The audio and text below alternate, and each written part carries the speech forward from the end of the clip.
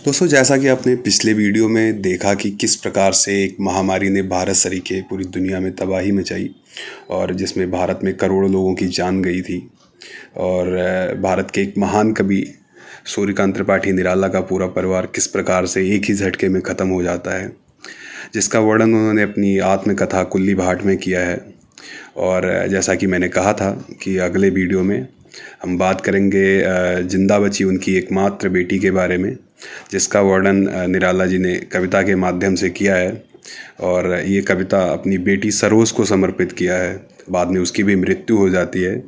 और पूरा समझने के लिए आप पिछला वीडियो ज़रूर देखें और मेरे चैनल को सब्सक्राइब करें। महान कवि सूर्यकांत त्रिपाठी जी के पत्नी की मृत्यु 1918 में फैले इन्फ्लुएंजा वायरस से हो जाती है। उसके बाद अपनी बेटी को उसके ननिहाल छोड़ देते हैं वो। उसका पालन पोषण नानी और मामी की द्वारा होता है। बाद में अल्पायु में उसका विवाह कर देते हैं और कुछ समय बाद उसकी भी मृत्यु हो जाती है और निराला जी पूरी तरीके से टूट जाते हैं। बाद में बीते हुए पलों को याद करते हैं निराला जी और अपनी भावनाओं को प्रकट करते हैं। लिखते हैं कि जब तेरा जन्म हुआ था उस दिन मैं एक तालाब के किनारे से गुजर रहा था, तो गांव के एक व्यक्ति ने तालाब से कमल का फूल तोड़ कर दिया था। बहुत सुंदर था वो, इसलिए तेरा नाम सरोज रखा।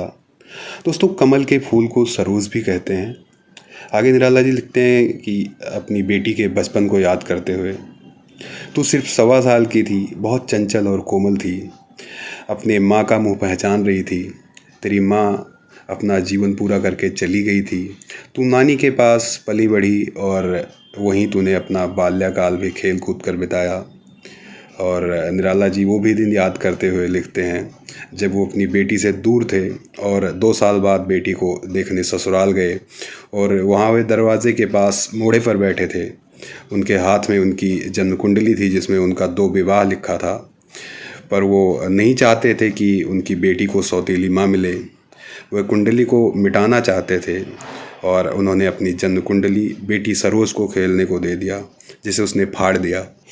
वो कविता के माध्यम से कहते हैं कि याद है दिवस की प्रथम धूप, थी पड़ी हुई तुझ पर स्वरूप, खेलती हुई तू परी चपल, मैं दूर स्थित प्रवास में पल, 2 वर्ष बाद होकर उत्सुक देखने के लिए अपने मुख, था गया हुआ बैठा बाहर आंगन में फाटक के भीतर, मोड़े पर ले कुंडली हाथ, अपने जीवन की दीर्घगाथ, पढ़े लिखे हुए थे 2 विवाह, हंसता था मन में बड़ी चाह।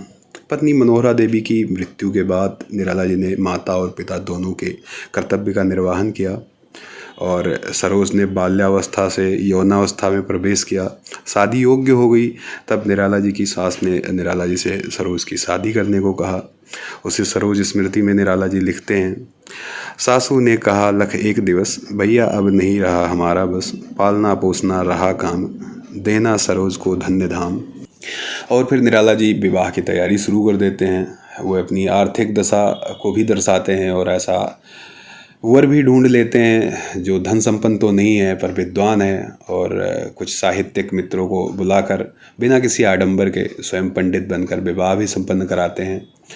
दोस्तों, ये एकमात्र शोक काव्य है जो कवि निराला द्वारा लिखी गई पुत्री की मृत्यु पर, जिसमें करुणा, विराग, हास्य और व्यंग नजर आता है और अपनी प्रिय पुत्री सरोज के बाल्यकाल से मृत्यु तक की घटनाओं का उल्लेख किया है उन्होंने, जिसमें भाग्यहीन पिता का संघर्ष है, समाज से उसके संबंध और पुत्री के लिए कुछ ना कर पाने का बोध है।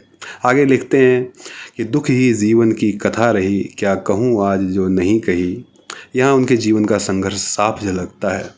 बेटी सरोज की असामयिक मृत्यु के बाद निराला जी बिल्कुल अकेले पड़ गए। वो विवाह के क्षणों को याद करते हैं और कहते हैं कि तेरा विवाह बिल्कुल नए रूप में देखा था मैंने। तुझ पर कलश का जल गिराया जा रहा था, तू मंद मंद मुस्कुरा रही थी, शायद तेरे हृदय में प्रियतम की सुंदर छवि थी जिसे बता पाना तेरे लिए संभव नहीं था, लेकिन वह तेरे श्रृंगार के माध्यम से प्रतीत हो रहा था।